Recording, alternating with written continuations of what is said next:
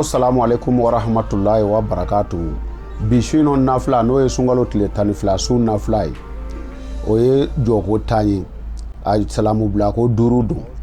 kulu suratu fatiha senya keli kulu huwallahu o senya tanda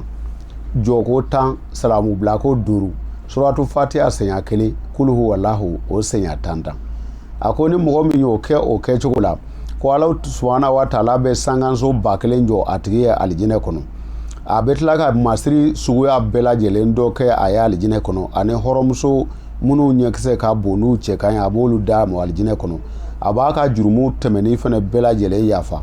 atigi ka baraji misaliya be inafo mami nye qur'ane kala inafo kitabu munu jigna kitabu banani min jigna ka bo tawreta ni injila ni zabura ni qur'ane mami nyo be kalango ba ka tigi ka baraji no tigi ta kaka ni mogo min yake ala ko na fana barkai anga je anga kala bismillahir rahmanir rahim alhamdulillahi rabbil alamin arrahmanir rahim maliki yawmiddin iyyaka na'budu wa iyyaka nasta'in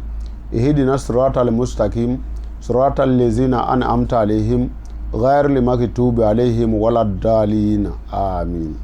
qul huwallahu ahadun allahu samad lam yalid wa lam yulad wa lam yakul lahu kufuwan ahad o senya tan fatiha senya kele kulu huwallahu senya tan joko kele o kele ni mogo min yake ala ko na fana barkai. Assalamu alaikum wa rahmatullahi wa barakatuh.